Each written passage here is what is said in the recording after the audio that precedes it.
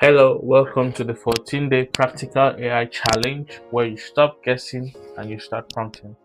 I'm your host, Engineer Victory, and we are here on day 3 on this 14-day practical AI challenge.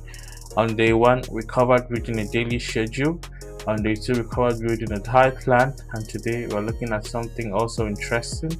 Remember, our goal is to learn AI by using the tools to do basically practical AI things or to do or accomplish basic tasks which we are trying to do, whether you're a student at the university level, whether you're a professional in business, whether you're an entrepreneur, whether you're just an average Joe trying to use AI to get by. This course is for you. Stay tuned to see what we have for today. So today we are looking at breaking hard tasks with AI. You have something that's big, that's complex, and that you want to achieve within a certain time frame. That's what we are going to do today. How do you break it into smaller steps? Say, for example, you're into business, you have an upcoming project, you have an upcoming research you want to do, and you're kind of like confused. How do I break this into smaller steps that are achievable within my specific time frame? That's what we are going to look at today.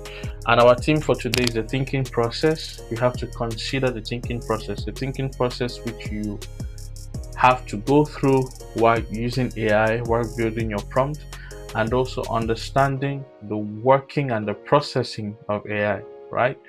Right, so let's get right into it. Now, on the first thing which we're looking at today is why big tasks paralyze people. First of all, yeah, we have a lot of human beings are really ambitious people. They're really ambitious beings. They have a lot of things they want to cover on a daily, on a weekly, on a monthly. It's the start of the new year, and people came into this new year with massive tasks, mega tasks. You want to do this, you want to do that, whether in school, whether in your business, whether in your career, whether in your life, maybe spiritually, maybe financially, maybe knowledge wise, whatever. We all have ambitions we want to achieve, and some of these ambitions are quite big, some of them are quite huge, some of them take a long time. For example, some of them can be done in a couple of days, some of them can be done in a couple of weeks, others take months, and others take years and even decades. Um, but for you to achieve that, you need to be able to have an established plan and how you can break it into smaller bits and pieces that are achievable. Right now, let's see why big tasks paralyze people. Number one, big tasks feel vague, and vagueness creates avoidance. When something is big and it's really massive, and there is no direct way to approach it, or there is no structure to approach it and to achieve it, it creates this avoidance from people, because people generally would want to avoid things they cannot understand, and people generally want to avoid things which they find difficult to figure out right now. But other people are kind of like maniacs, and they're kind of not maniac in a bad way, but they are interested in solving a challenge, taking something new. And for someone in the 21st century, in this day where AI is very important, in this day where people who have mastered AI are pushing those who have little to no skill about AI out of the business, out of the field, out of the industry, you need to be able to utilize AI to supercharge your workflow. Let's say you're a mechanic, you're a professional mechanic, you're trying to achieve a particular goal. Maybe you're trying to break down an engine, or you're trying to achieve this goal, maybe something you've never tackled before.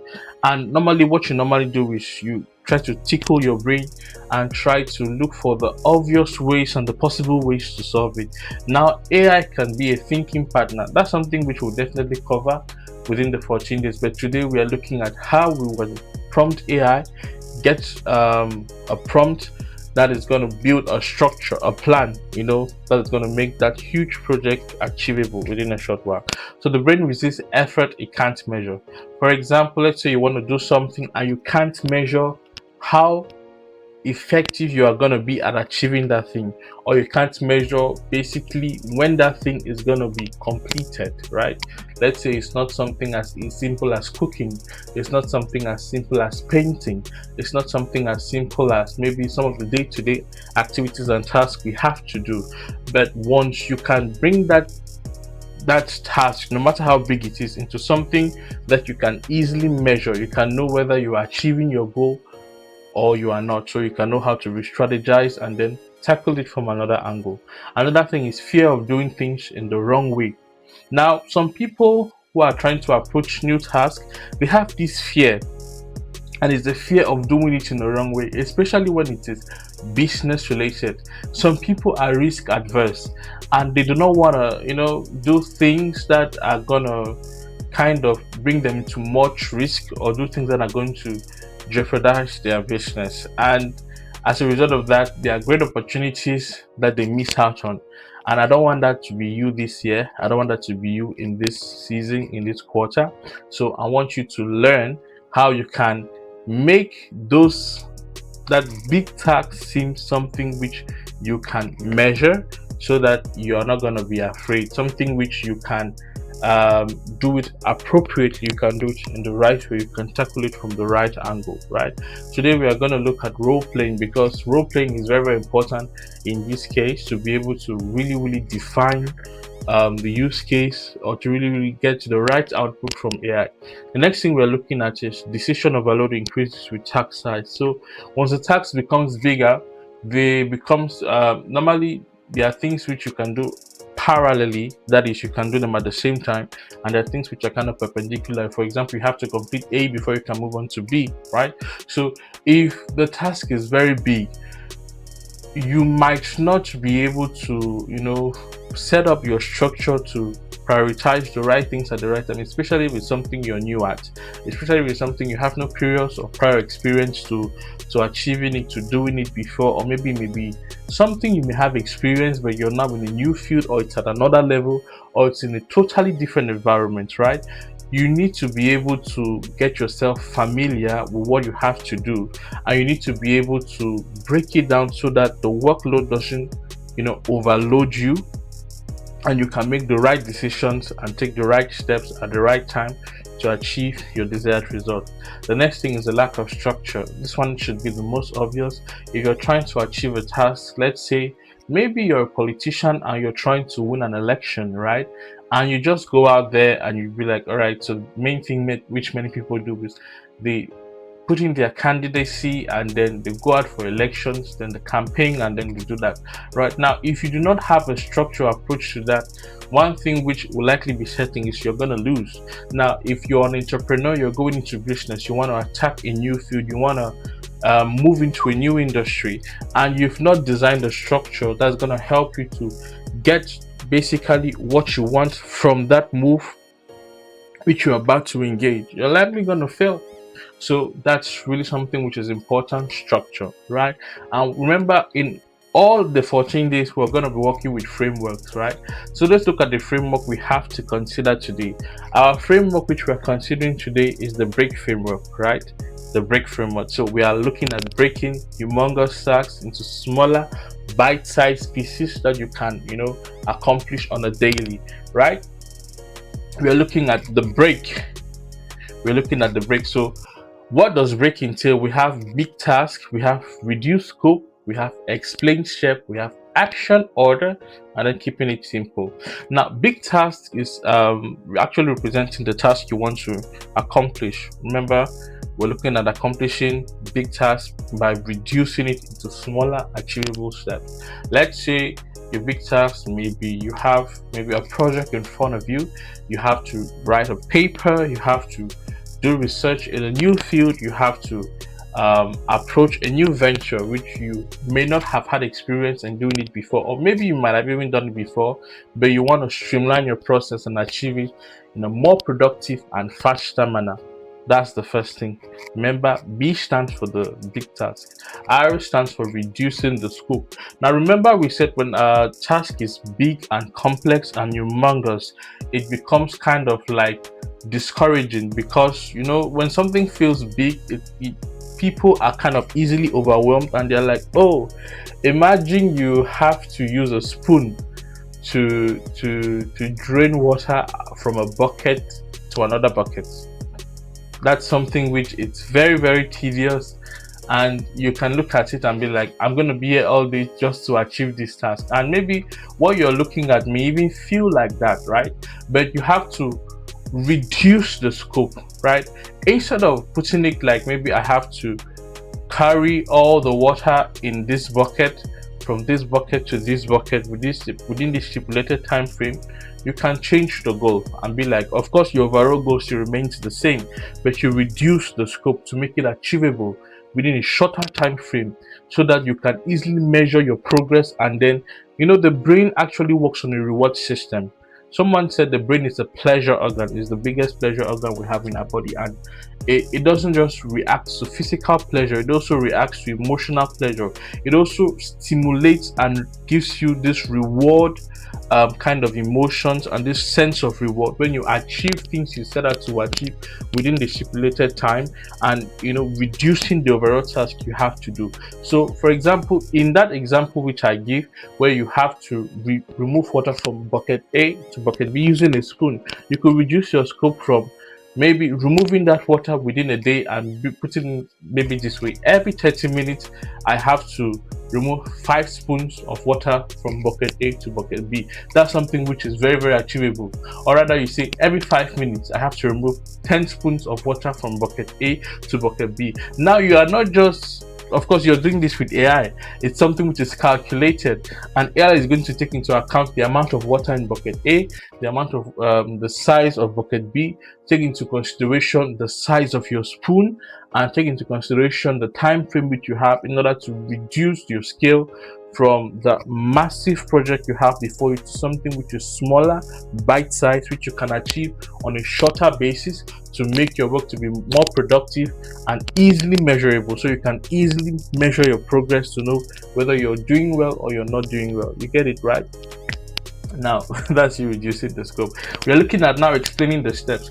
Now for the case where I talked about transforming, getting water from one bucket to another, that's something which is pretty easy, any person can do it.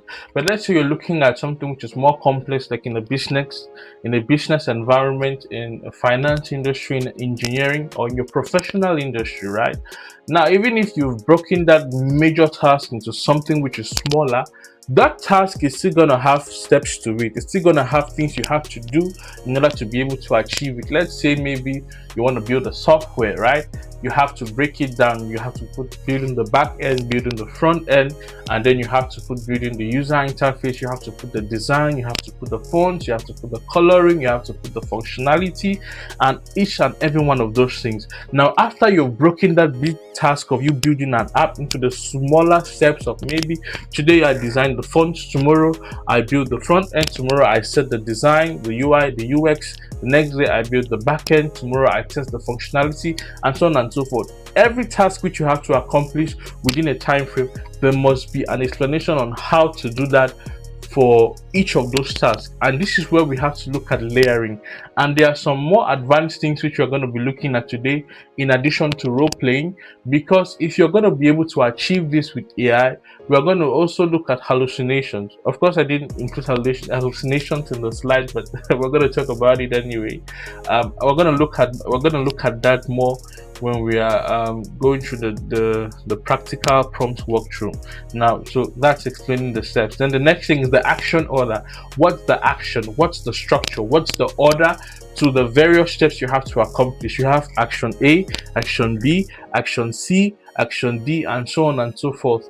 And right, those things have to be accomplished within a specific order in order for it to be productive and effective. Now, this is where, for those who have done project management before, they really understand this. If you have any experience in project management, or you've had maybe a training or something like that in project management, you understand there are so many activities and tasks which can be done in parallel, or can be done at the same time, at the same time, in order to increase productivity and reduce the time which you have to take to achieve that particular project, right? So you have to put in a right framework to achieve those steps. Now, of course, it doesn't mean that because two tasks can be accomplished at the same time, they should definitely be put to be done at the same time. Because, for example, one task can be energy intensive and another task can also be energy intensive. It will be very, very wrong for you to put those two tasks side by side, even though they can be completed in a parallel format, or basically on the same time. Because if you're a one-man team and you don't have any other person, right, it's going to become very, very, very, very difficult, and it's going to drop down your efficiency. Although you may become a more productive, but at the end of the day, it's going to be a little bit counterproductive to you, because you're draining yourself to do something. The idea of this is breaking down that bigger task into something you can achieve and within the stipulated time frame. So if you're taking two massive tasks that require a lot of energy and you're putting them side by side, that's not wise. That's not something which you want to do. So you have to be able to design the framework and the structure in such a way that the heavy tasks are paired with the lighter tasks, so that you don't do something heavy and then you do something which is also heavy at the side, consequentially reducing your efficiency at the work which you have to do, right? Let's say you're a mechanic, and then let's say there are two things which maybe you're working on repairing a car, and then one thing which you're currently doing is, maybe let's say you're timing the engine, and then another thing which can be done at that same time, it's maybe fueling the car or whatever, right? I'm not a mechanic, I don't really know so much about that, but if those two things are really, really important, you would want to have all your focus on the major thing, right? And then, even though the lesser thing can also be accomplished in that time, you can build up an automatic process or an automated schema to have it being achieved and have it, happening at that same time. But it's not going to be something that can affect the functioning of the first task or of the other task, which is more important and is more consequential to the overall results you get at the end. I hope you get what I'm explaining. I hope you understand me. So basically, the action order is quite important, and sometimes you may miss some of these things. But when you're working with AI will definitely be able to explain how you can do them or set them in the right order. And then today we're also going to be looking at tickling the brain of AI and asking some other questions. Right. Finally, we are looking at keeping it simple. Remember, the objective is reducing a massive task to something which is simple, something which is easy to accomplish, something which is not complicated, something which is not difficult. So you need to keep it simple, easy to accomplish, easy to achieve, and that's the task of ChatGPT. That's the task of the AI, making it simple and easy to accomplish. Not something which is going to be complex, not something which is going to be humongous, not something which is going to be so crazy, right? You understand me? All right, so let's look at variables and an example for each and every one of the variables in our framework. By the way, let's go back. I didn't mention the framework. All right, I did. The framework is the break framework that we're considering today. So looking at examples for the big task, it may be you as a university student, you have an end of year project or a final year project which you have to do. You may be in the professional space, you're an engineer, or you're someone who is trying to transition into tech, and a project you have before you is learn Python, right? Learn Python programming.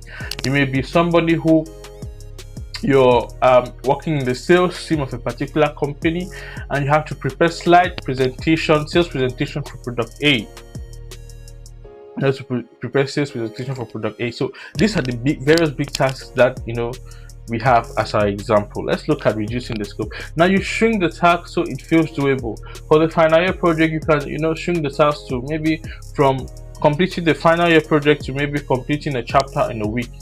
Let's say your final year project includes maybe 7 chapters, includes a lot of work which you have to do. You could break down the process where you do the required research, you do the required study, you do the required calculation, setting them the time frame for each and every one of those things, right? For example, we can have the core, which is the required groundwork, the required calculation, the required research, and all of that. You do that core, and then, for example, you do the next step, which is going to be translating it into the document. You can have writing a chapter per day. You can have um, setting the calculations in the right order, formatting, and all of that kind of stuff.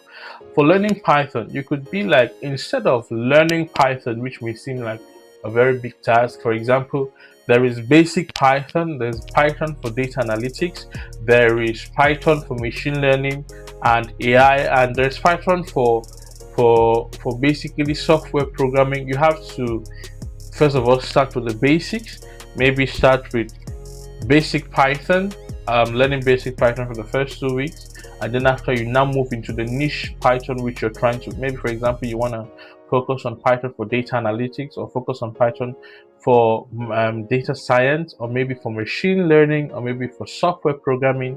After you've completed the basics, then you now move to now the next level. For example, let's say you want to do data analytics. You now have to say, okay, fine, I'm going to do matplotlib today, I'm going to do pandas tomorrow, I'm going to do seaborn next day, that's for data science, and so on and so forth, right?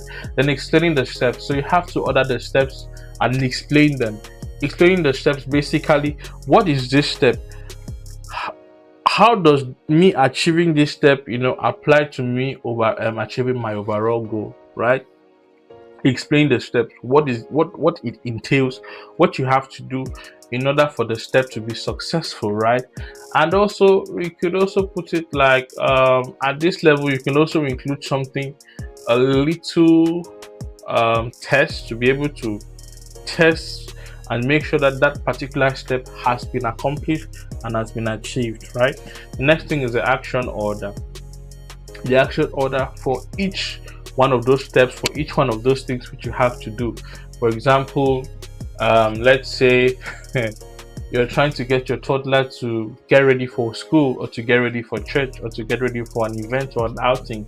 You could say the first thing to do is to wake up, the second thing to do is to pray, the next thing to do is to clean up his room and clean up the tidy environment. The next thing to do may be to brush his teeth. The next thing to do may be to do his homework, to do something else.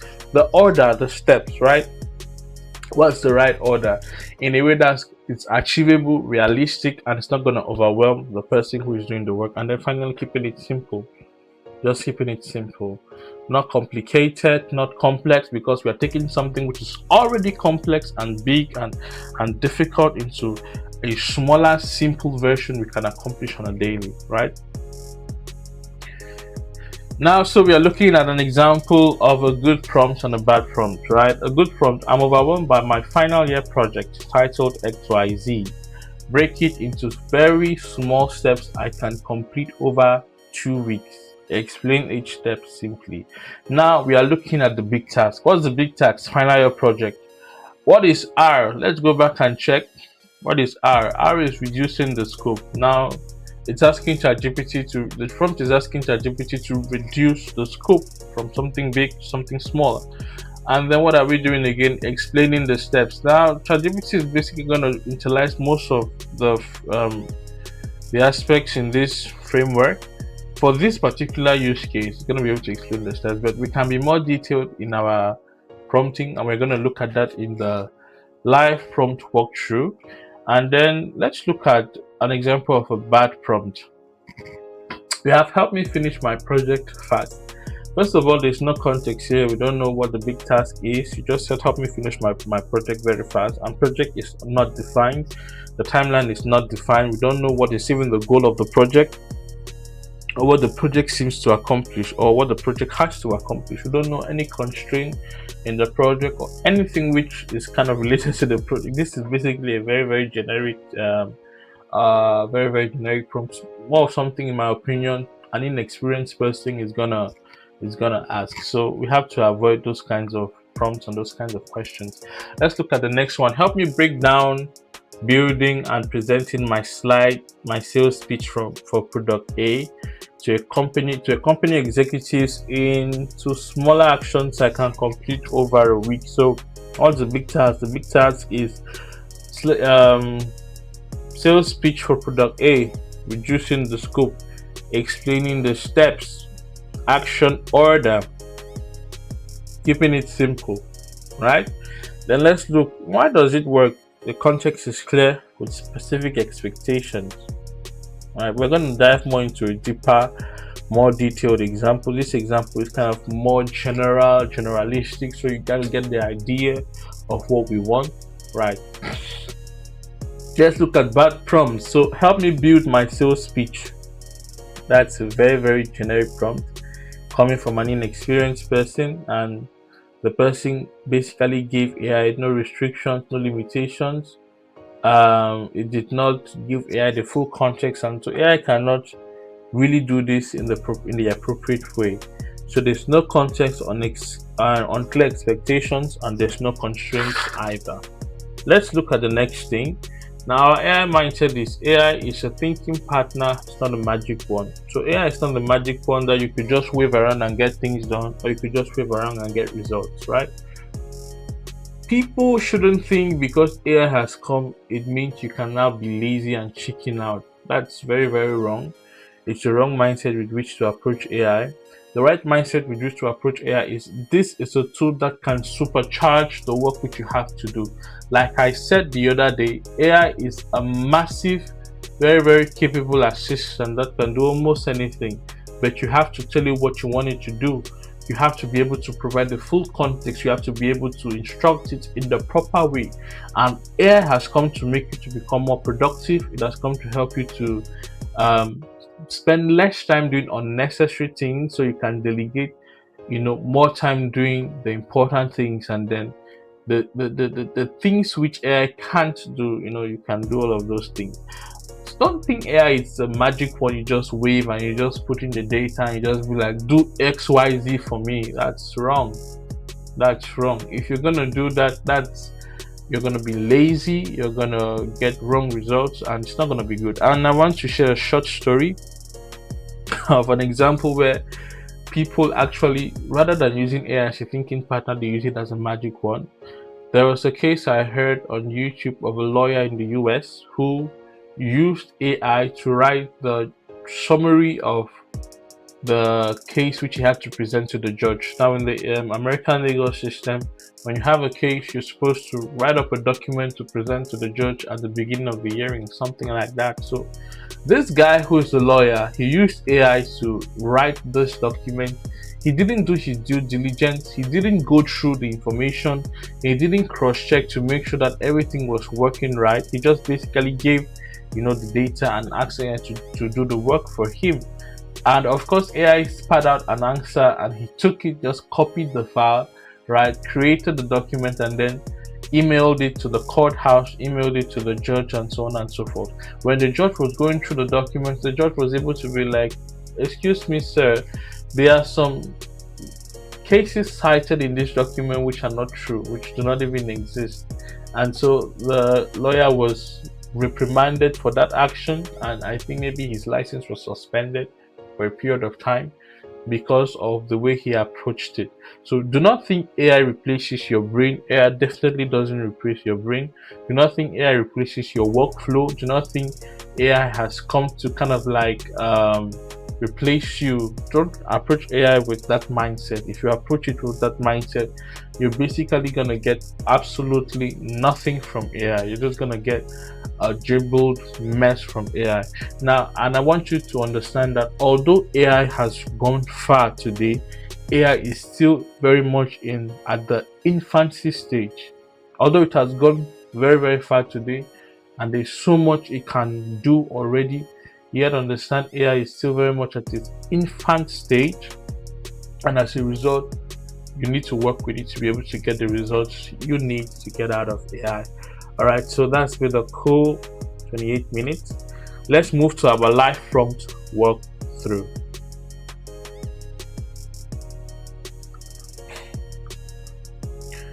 So here we are in our live prompt walkthrough. We already have the window open for ChatGPT. That's our go-to plug for today.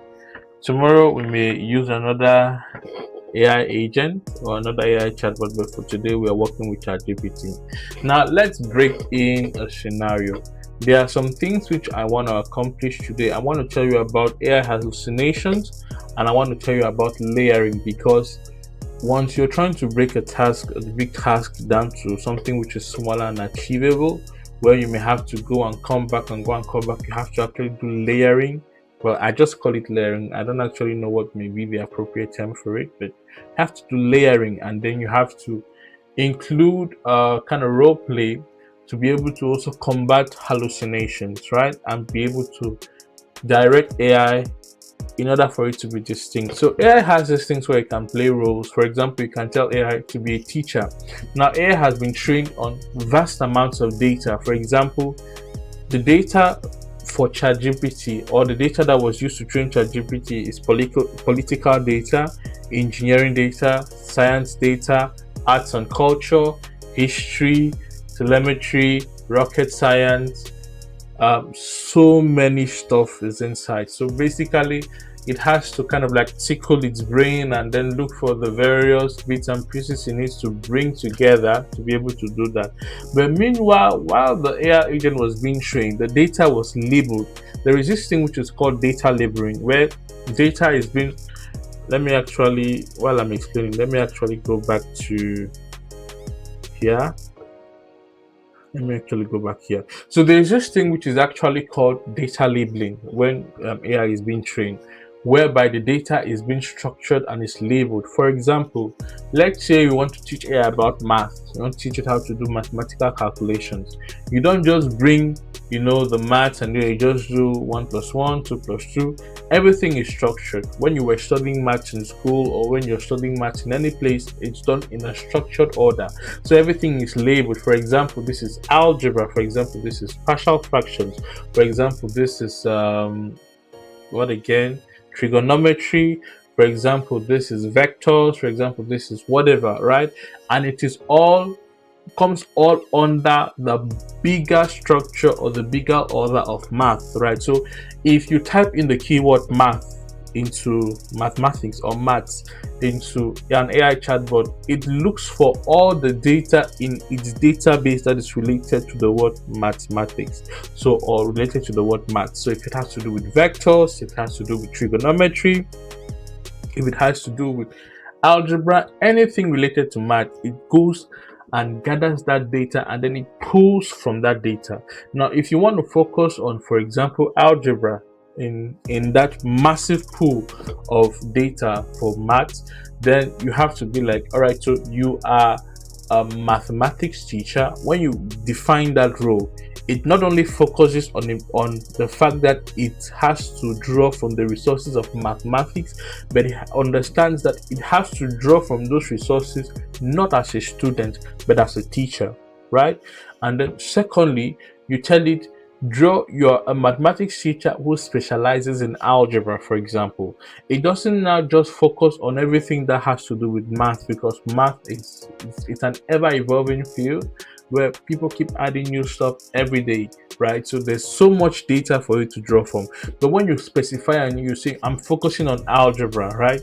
It can tailor its response to focus only on algebra and to draw resources from only the algebra or the data labeled as related to algebra in its data set, so that way it can better serve you.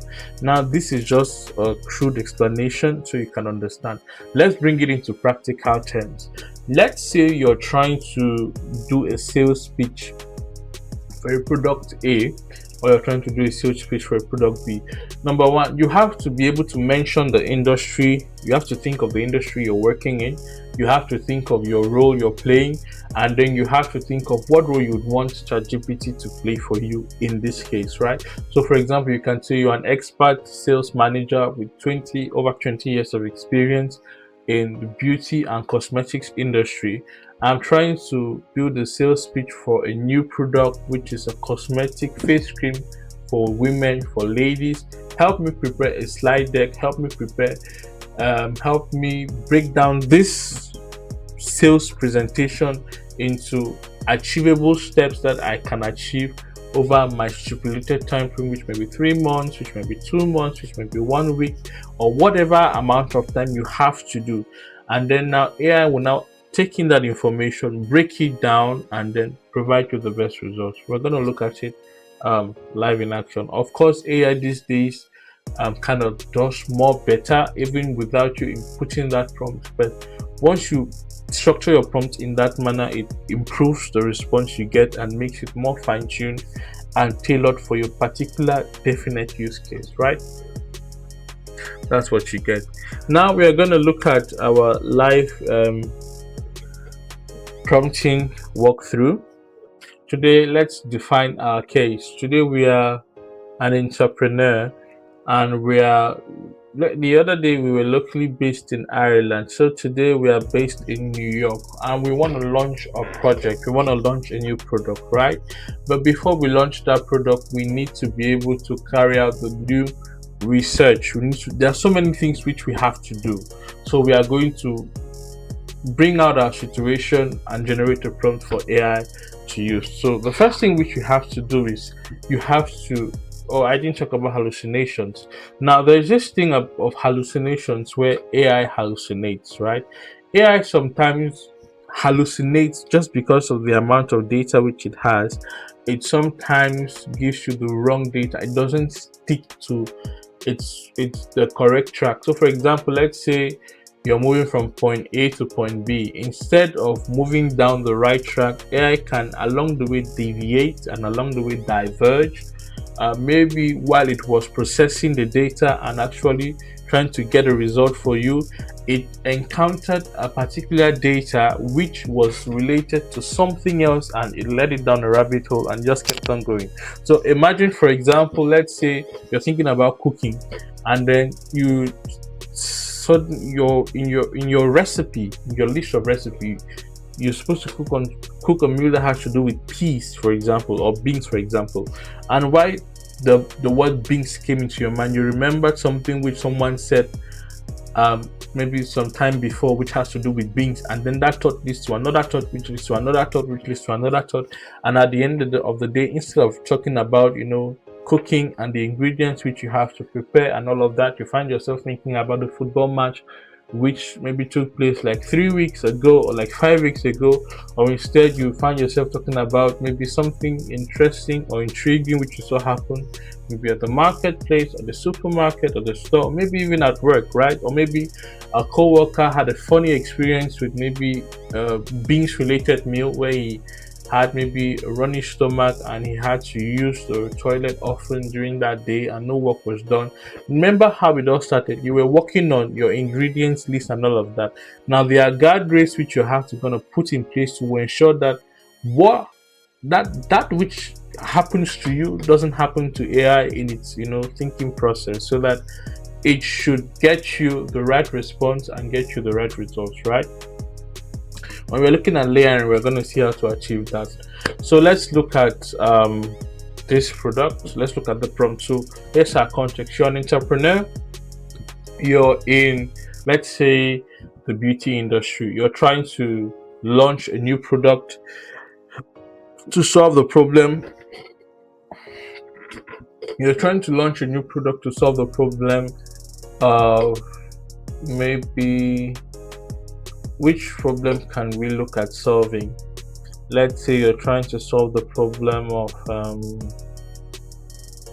dry skin among ladies of African descent who are living in your area, or for example living in New York. So looking at darker skin ladies, maybe people who are generally people who have darker skin, like ladies who have darker skin, and their skin conditions maybe are dry, maybe from time to time, which is kind of different to other women in that same locality.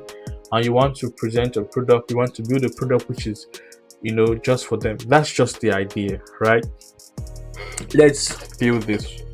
So at the end of the day, we can start our prompt by declaring what role we want the AI chatbot to play, or we can end our prompt with that. But let's start our prompt with this. So we say, hello, you are an experienced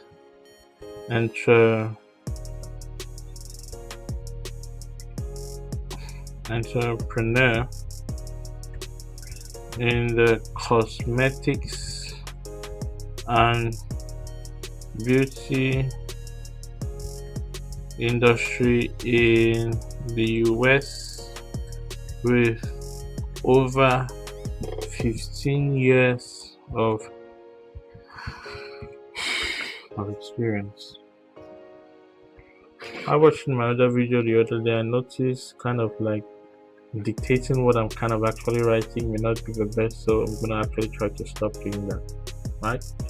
So, hello, you're an experienced entrepreneur in the cosmetics and beauty industry in the US with over 15 years of experience. Now, you can do this as one single prompt, or you can actually do this, in a conversation flow, which, in my opinion, is best and is better, and it's going to actually help you to, state what you want and react in real time to what ChatGPT has to say. So let's do it that way. Let's take that approach. The first 2 days we looked at wrapping up every single thing into one big gigantic prompt. Today let's look at breaking it down into smaller bite-sized prompts that are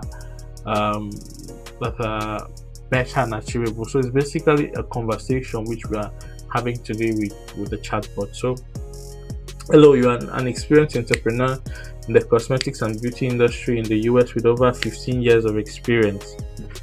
You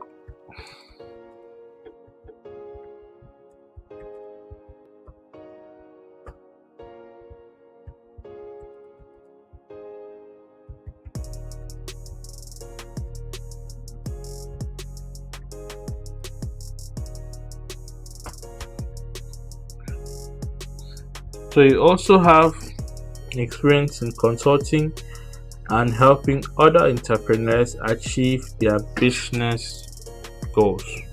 Stop. Now you cannot by asking, here's what I want you to do for me.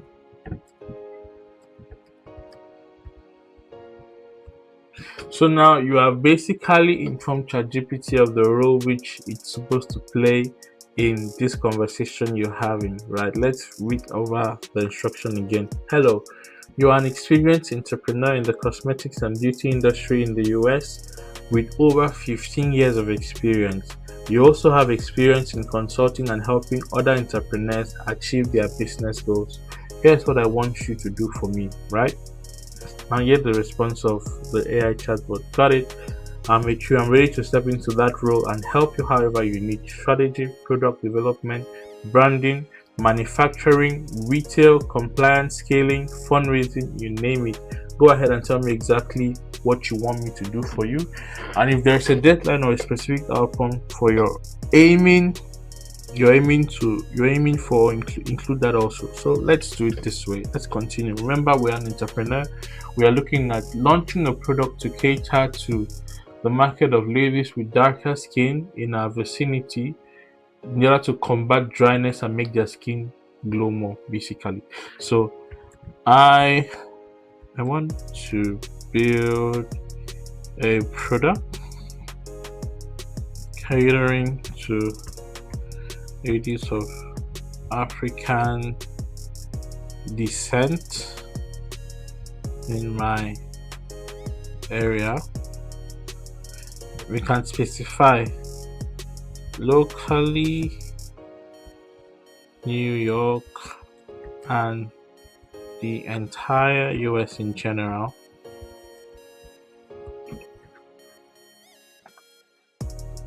So I want to build a project catering to ladies of African descent in my area, locally New York and the entire US in general, that helps their skin stay radiant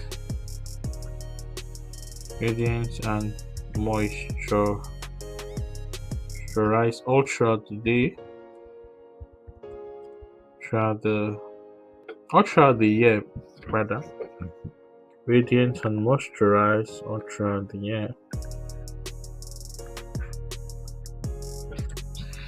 This product must make their skin glow and avoid dryness.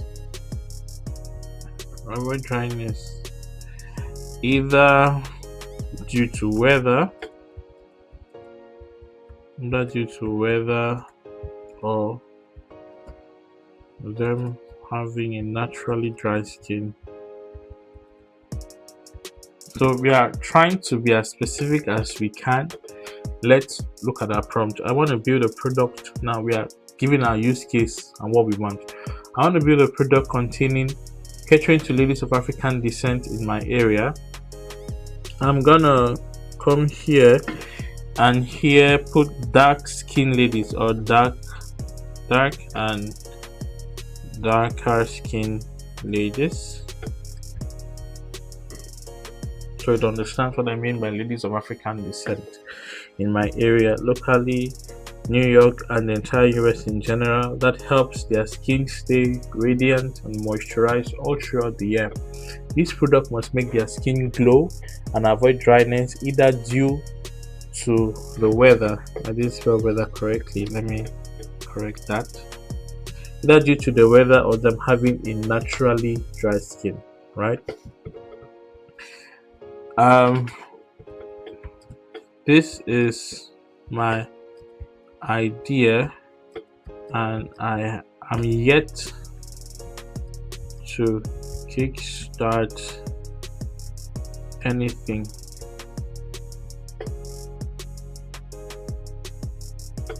Now I'm explaining. This is what I want to do. In the first part of the prompt, I've told it what I want to do.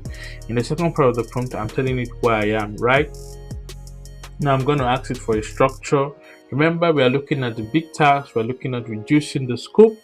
Then after we have reduced the scope, we have big task. We have R, reduce the scope. We have E, explaining the steps. We have A, the action order, and then K, keeping it simple, right? So this is my idea, and I'm here to kickstart anything. I want you to help me break down this idea into smaller achievable steps I can achieve over a year if possible. I can achieve over a year if it's possible. Build an appropriate structure with the right timelines, and include the right information.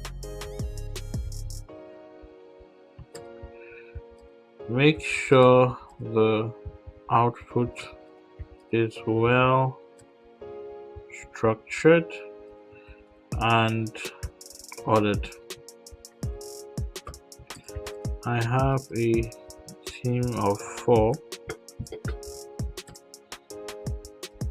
and can do multiple tasks at once.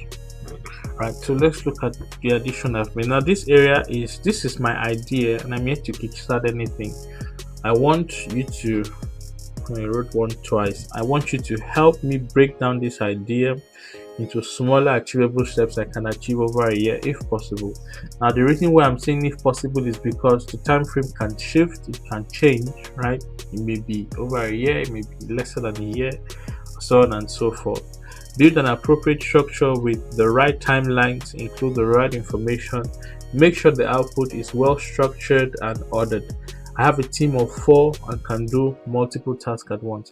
The reason why I'm saying I have a team of 4 and can do multiple tasks at once is because I want you to understand I'm not doing this just alone, and that, for example, let's say there are some tasks I can do so that I can be able to do task delegation. For example, person A or employee A works on task A, employee B works on task B and C, and so on and so forth. You get it, right? So that I can achieve my goal within the stipulated time. Now at this point, I'm going to ask it to give me recommendations. For example, there may be things which I may not have considered in my prompt, and I'm going to have to ask you to give me recommendations for those sections, right? Give me any necessary recommendation you think would be needed to achieve this goal.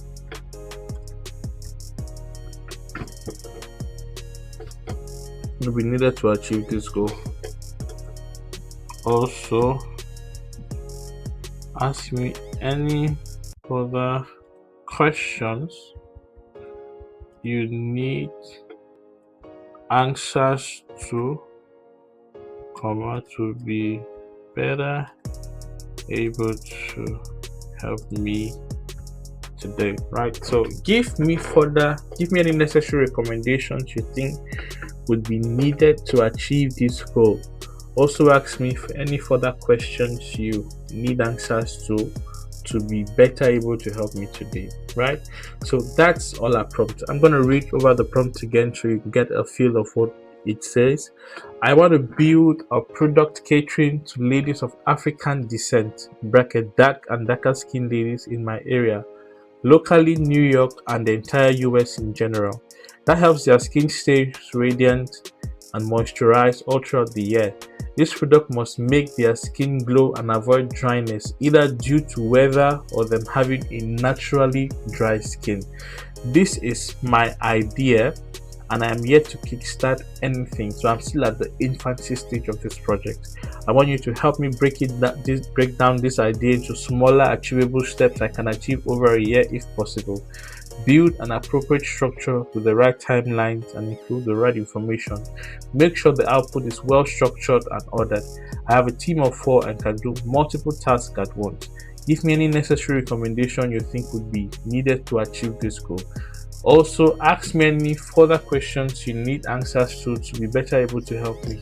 The reason why I added this last clause is because this project is definitely very, very massive, and we can be blindsided to some things, maybe due to we not being up to date with current information, or maybe we not being, for example, you may be an entrepreneur and you're trying to enter into a market. That doesn't mean you have the expertise about that market and about the products that generally operate in that market. So you have to leave that wiggle room and that tolerance for ChatGPT to recommend stuff to you that maybe you did not capture in your prompt, and maybe you might not have thought of in your entire ideation process, basically.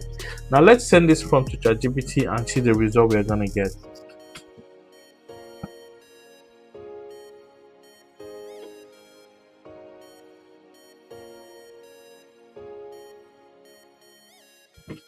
You say, love this idea. It's a strong and real market need, especially in New York and across the US, where weather swings and brutal on melanin rich skin.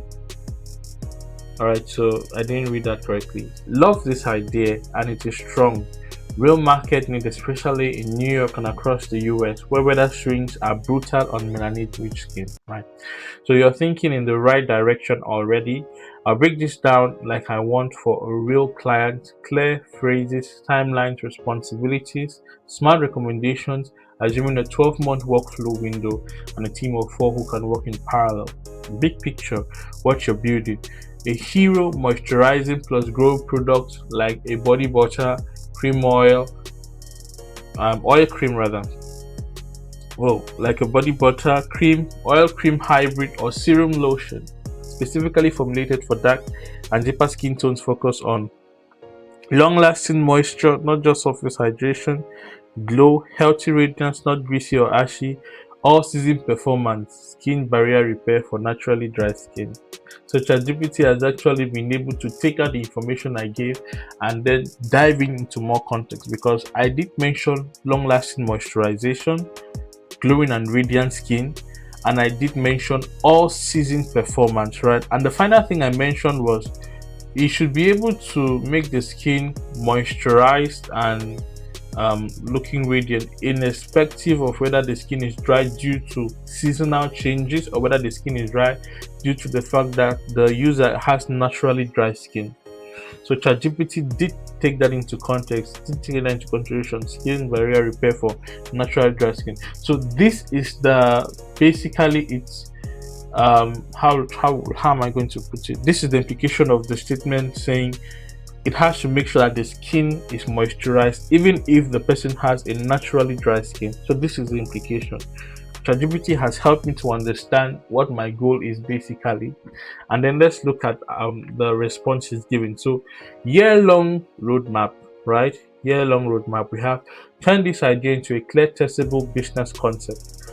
Number 1, define the product clearly. Week 1, right? So this is the first 2 weeks. Answer this internally. Is this a body product, face product, or both? I strongly recommend starting with one hero body product format: body butter, rich cream, lotion plus hybrid oil.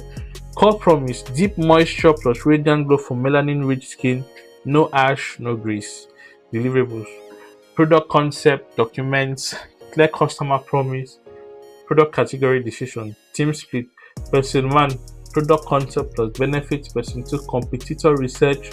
Person 3, customer interviews. And then person 4, market and pricing research. So this is basically the background work which the team would have to do before being able to storm the industry. The second thing is customer discovery. You must talk to real women. This is something which a lot of people do not do.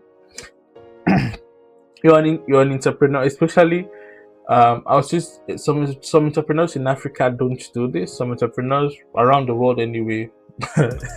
Around the world, some entrepreneurs don't do this. Some entrepreneurs are out of reality with their base. You're trying to sell a product to someone and you basically don't know what they need from your product. You don't know what they need your product to achieve. That's what we call design thinking. No, that's not design thinking. Is that, yeah, it's some way design thinking anyway. You're building for a particular group of people, and so your product must be able to meet their needs in accordance with their expectation, not yours. Someone may want to eat a banana and have it fill their stomach and being satisfied, and have that banana look in a certain way. You're just marketing the banana as maybe something that can be cut and sliced, or maybe you're marketing the banana as cut, sliced, bananas that they can maybe eat with a spoon. And they are like, no, we want to eat bananas, but we do not want them cut and sliced. So there is this disparity between you and your base, and as a result, although you have the product which they need, it does not meet their expectation, and as a result, your sales will be low.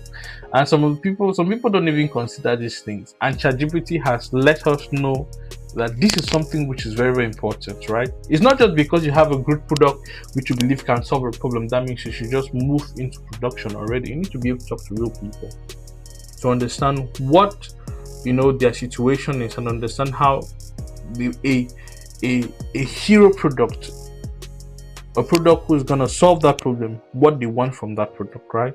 Maybe a price range, maybe a particular texture, maybe look at the pitfalls from the products that are already in the market. Because let's say it's something which you're not the first person to have had that idea, except it's something which is a totally new idea and there's no such product in the market before like that. If there's no such product like that, and there's no product which is even similar, then you have the upper hand, and you can still talk to people and be like, if you have a product that can solve this problem, how would you like the product to be, right?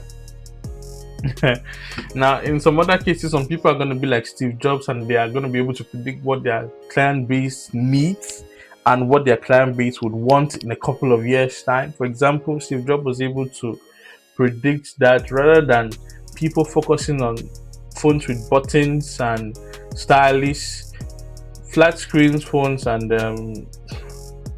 phones that do not require stylus would be the thing in a couple of years' time. And so he kind of pivoted his whole company to focus on building the iPhone and so on and so forth. Yeah, but we're looking at customer delivery now. This is the second phase of the project which ChatGPT has given.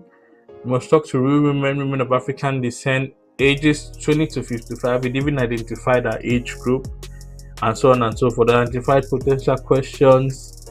And then we have question 3, branding position. This is not just skincare, it's representation, and so on and so forth. Brand mission. And then we have formulations and development, right? Month 3 to month 5, and formulation and development. Go create a product that actually works. And then we have decide private labels versus custom formula. My recommendation for first product, and then so on and so forth. We have step 5, work with a cosmetic chemist. Wow, 3 to 4 months. I think I'm going to have it. I'll put this in a table so I can actually see. Let's see now. At the end of everything, we have the launch and sales. Let's see, we have full launch month 11, website live, email list, month 12, scale and improve. And then we have team structure, your vision, decision making, partnership. Team 1, product development, suppliers, branding and marketing. Team member 3, operation and compliance. Key recommendation: start with one hero product, don't rush formulation. Moisture is science. Use 3 women in marketing. Avoid glow equals to shimmer. Many dark skin customers hate this. Plan for winter first. If it survives winter, summer is easy. Questions I need from you so I can help you better. Please answer this. Are you leaning towards body care, face care, or both? What's your estimated startup budget range? Do you want this brand to feel luxury, affordable, or in between? Do you already have any brand name ideas? Are you planning to self-fund or seek investors later? Once I have these answers, I can help you pick the best product types, recommended specific ingredients, direction, create a month-by-month execution list, and help you avoid expensive beginner mistakes. Right. So that was amazing. We already hit the 1 hour mark for the lesson today. We're just going to stop here, and then I'm going to create a part 2 for this particular lesson where I'm going to talk about avoiding hallucination, where I'm going to implement layering so you can actually see the way layering works. And then what else am I going to do? Basically how to avoid hallucinations using layering, right? So I'm going to do that in the part 2 of this video. So join me in part 2, and then we're gonna see how to do that. So this has been your host, Engineer Victory. Thank you so much for your time. See you in part 2, and see you also in day 4 for the 14-day practical AI challenge, where you stop guessing and you start prompting. All right, bye bye.